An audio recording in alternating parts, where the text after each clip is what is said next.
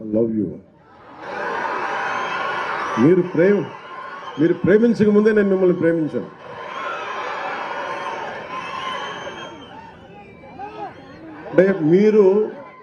అంటే నేను ఇందాక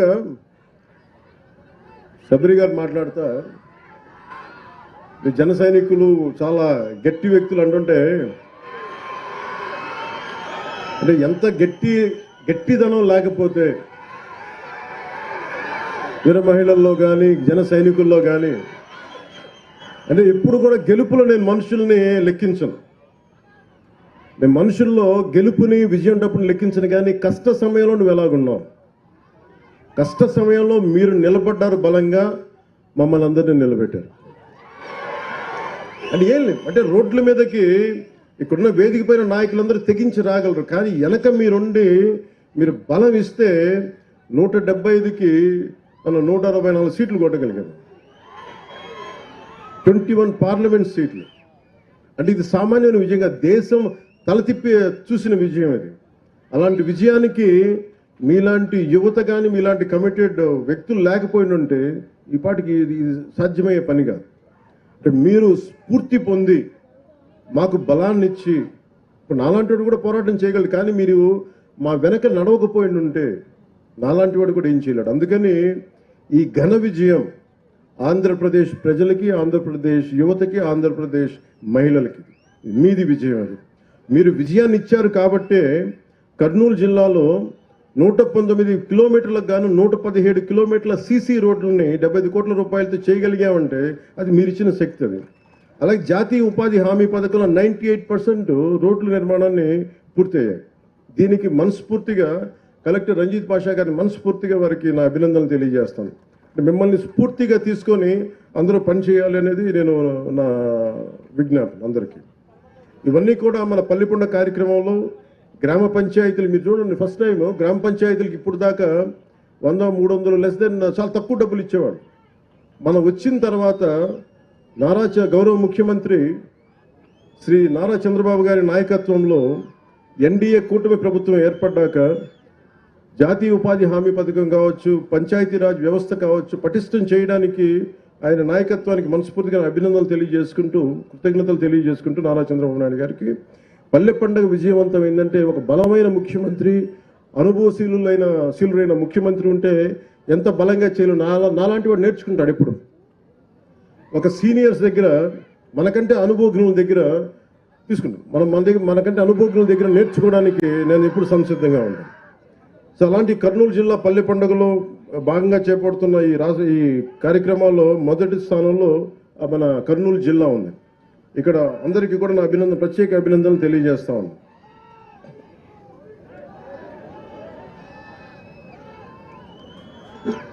మీరు మారరే,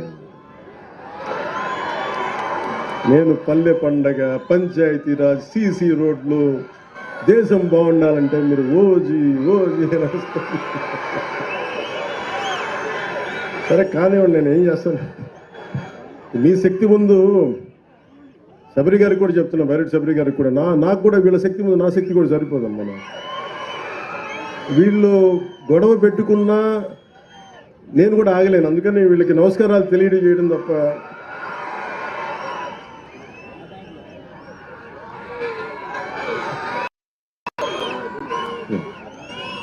మీ అందరికీ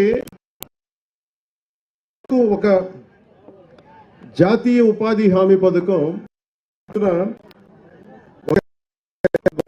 30 సెంట్లు నేల, ఇది ఇప్పుడు మనం ఉన్న ఏరియా. దీంట్లో దాదాపు 6 సెంట్లు చెరువు అయితే 2 సెంట్లు గట్టు ఉంటుంది.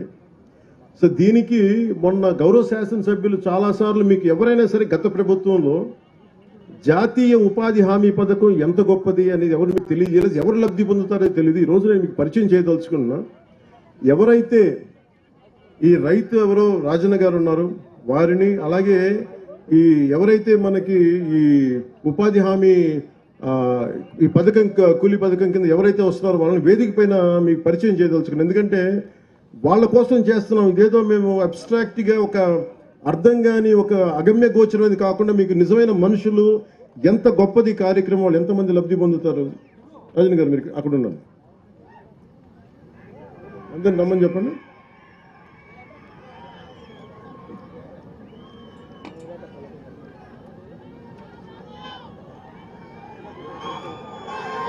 పేర్లు ఎక్కడ ఉన్నాయి?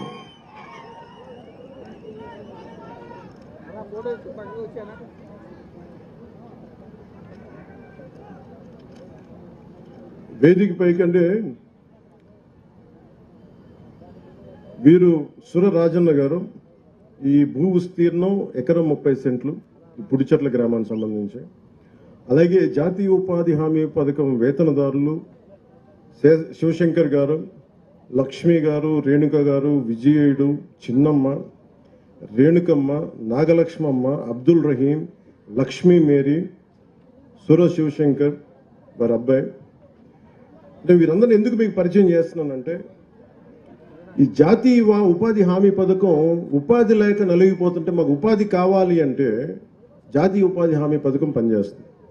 ఇప్పుడు దాకా మీకు ఎంతమంది వివరించారో నాకు తెలియదు, కానీ నేను మీకు వివరిస్తున్నాను. ఎవరైనా సరే నాకు ఉపాధి లేదు, బతుకు ఆధారం లేదు అని కలెక్టర్ గారికి కానీ చెప్పుకుంటే మనకి కనీసం బతకడానికి వచ్చే డబ్బు ఈ ఉపాధి హామీ పథకం ద్వారా వస్తుంది.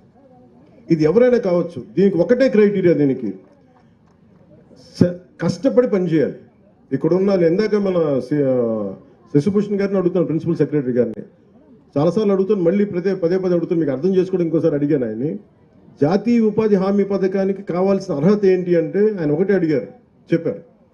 అంటే దీనికి కష్టపడి పని చేయడం తప్ప, మీతో ఆయన అడిగింది మీకు కూడా పని కావాలంటే మేము కల్పిస్తాం దీంట్లో.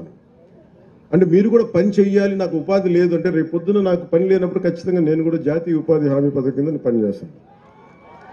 అంటే నాకు శ్రమశక్తి మీద, అంటే బండరాళ్ళు కొట్టకపోతే మనుషులు శ్రమ వాళ్ళ కండలు కరిగించి శ్రమ చేయకపోతే ఈరోజు సీసీ రోడ్లు కావచ్చు, లేదంటే గొప్ప గొప్ప నిర్మాణాలు కావచ్చు, తాజ్మహల్ నిర్మాణానికి రాళ్ళెత్తిన కూలీలు ఎవరైనా శ్రీశ్రీ గారు చెప్పినట్టుగా మన ఫామ్ పాండ్స్ కానీ జాతీయ ఉపాధి హామీ పథకానికి కావచ్చు, మనకి రోడ్లు కావచ్చు, ఈరోజు 100% రోడ్లు వేసామంటే ఈ రోజున కొద్దిమందే కనిపిస్తారు కదా, ఇలాంటి లక్షలాది మంది వారి శ్రమ ఈ రోజున వారి కడుపు నింపుకోవడానికి పనిచేశారు, కానీ వాళ్ళ కడుపు నింపుకోవడంలో మనకు రోడ్లు వేశారు, వాళ్ళ శ్రమ దానం చేసి ఈ రోజున మనకి సౌకర్యవంతమైన రోడ్లు ఇచ్చారంటే ముందు వారికి మనస్ఫూర్తిగా మీరు 2 చేతులెత్తి మీరు ఆ చప్పట్లు కొట్టాను.